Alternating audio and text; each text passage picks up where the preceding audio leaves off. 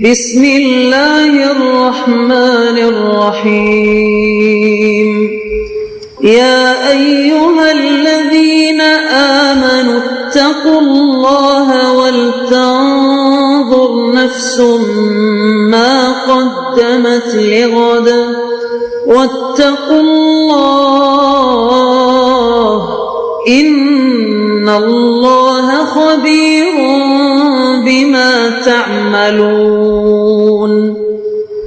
اے ایمان والو، اللہ سے ڈرتے رہو اور ہر شخص کو دیکھنا چاہیے کہ اس نے کل یعنی آخرت کے لیے کیا سامان بھیجا ہے، اور ہم پھر کہتے ہیں کہ اللہ سے ڈرتے رہو، بے شک اللہ تمہارے سب اعمال سے خبردار ہے۔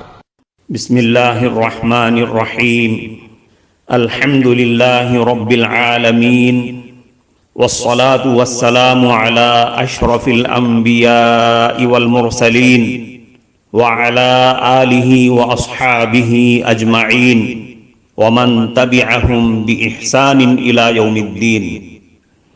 قابل صد احترام حضرات شائقین و شائقات سچا پیغام، السلام علیکم ورحمۃ اللہ وبرکاتہ۔ آج کی محفل میراث النبی کے نورانی پروگرام میں آپ کا استقبال ہے۔ اہلا و سہلا مرحبا۔ ہم آپ تمام حضرات و مستورات کا خیر مقدم کرتے ہیں۔ محترم حضرات و خواتین، تعلیم کا آغاز ہو رہا ہے۔ سب سے پہلے آداب تعلیم کا لحاظ کرتے ہوئے تعلیم کی طرف متوجہ ہو جائیں۔ پورے دھیان سے سننا، عمل کی نیت سے سننا اور تبلیغ کی نیت سے سننا، یعنی سنی ہوئی باتیں دوسروں تک پہنچانے کے جذبے سے سننا۔ چند خاص آداب تعلیم ہیں، امید ہے کہ آپ حضرات ان آداب کا ضرور خیال رکھیں گے۔ جزاکم اللہ۔ بسم اللہ الرحمن الرحیم۔ شکر و احسان، فعل ہونے پر بھی اللہ تعالیٰ کا شکر۔ میرے بھائی جان کا ایک شاگرد تھا جو 10ویں جماعت میں فیل ہو گیا اور وہ شہر ہی چھوڑ کر چلا گیا۔ وہ 8-9 سال تک کہیں نظر نہ آیا۔ ایک دن وہ راستہ چلتے ہوئے بھائی جان کو مل گیا۔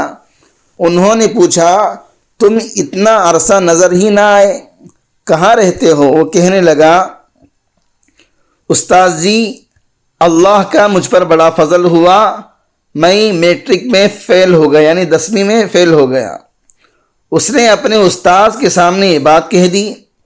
بھائی جان بڑے حیران ہوئے، یہ کیا کہہ رہا ہے؟ چنانچہ پوچھا کہ فیل ہونے کے بعد پھر تم نے کیا کام کیا؟ کہنے لگا، پھر میں شرم کی وجہ سے شہر چھوڑ کر دوسرے شہر میں چلا گیا۔ وہاں جا کر میں نے سڑک پر ایک چھوٹی سی دکان شروع کر دی۔ جب کام چل پڑا تو میں نے ایک دکان کے سامنے تھیلے پر کچھ چیزیں بیچنا شروع کر دیا، کچھ کپڑے وغیرہ بیچنا شروع کر دیا۔ اس کے بعد اور کام بڑھ گیا، جس کی وجہ سے میں نے ایک چھوٹی سی دکان کرائے پر لے لی۔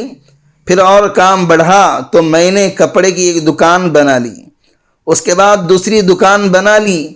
الحمدللہ آج 9 سال کے بعد میں کپڑے کی 2 دکانوں کا مالک ہوں۔ شکر ہے میں فیل ہو گیا، اگر پاس ہو گیا ہوتا تو آج میں کہیں کلرک ہوتا۔ تو جو پاس ہو جاتے ہیں وہ کلرک بن کر ناشکری کرتے ہیں کہ ملتا کچھ بھی نہیں، اور جو فیل ہو جاتے ہیں وہ فیل ہونے پر بھی اللہ تعالیٰ کا شکر ادا کر رہے ہوتے ہیں۔ نیو یارک کے سفر میں انگریز کا شکر۔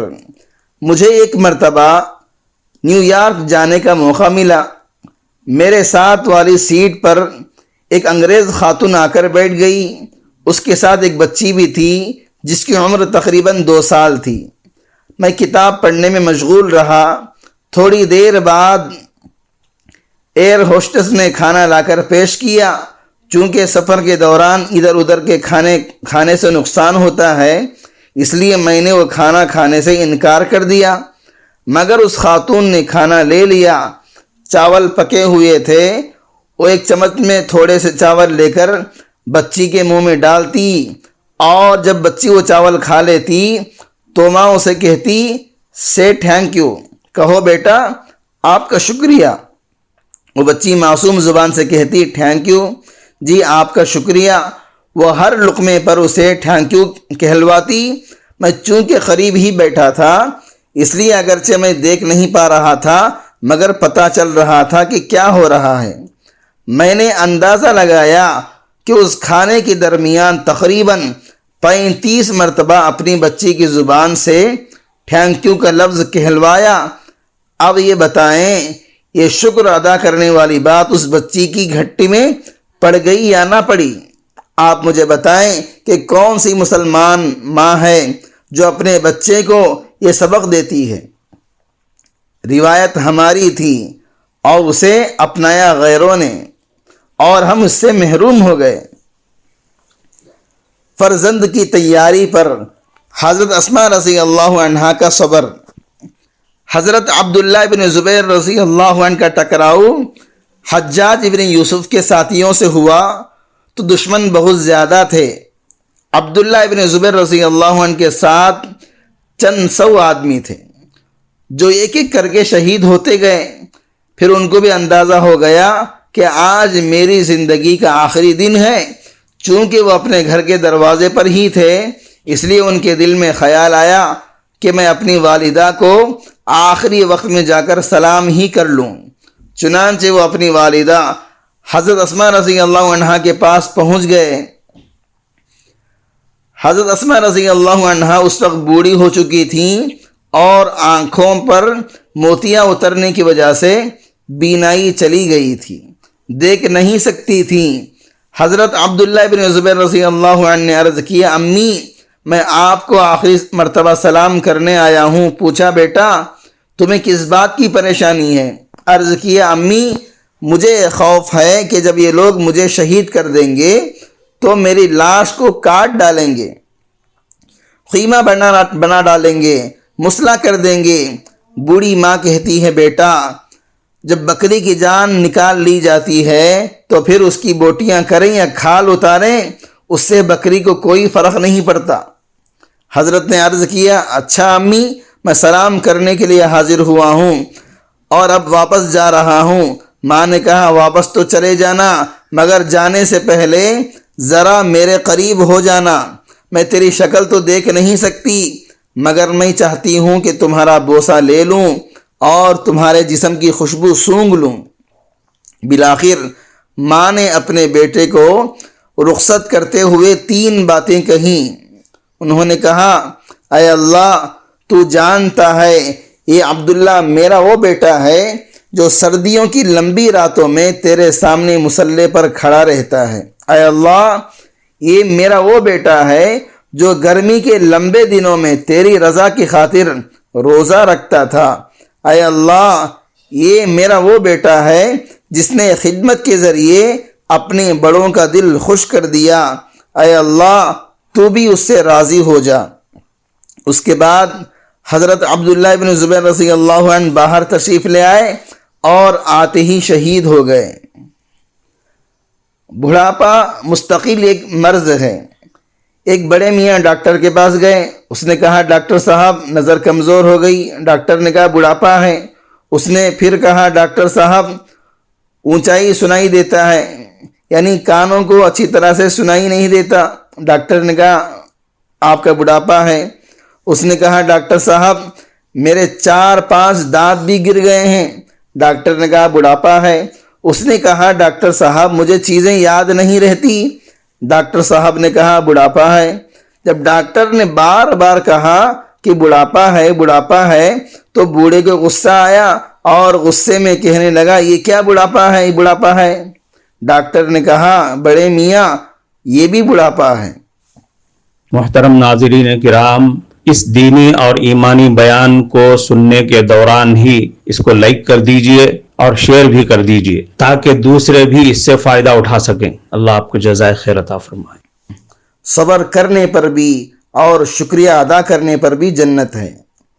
ایک بیوی بہت خوبصورت تھی جبکہ خاوند بہت زیادہ بدصورت اور شکل کا انوکھا تھا، رنگ کالا تھا۔ بہرحال زندگی گزر رہی تھی، نیک معاشرے میں زندگیاں گزر جایا کرتی ہیں۔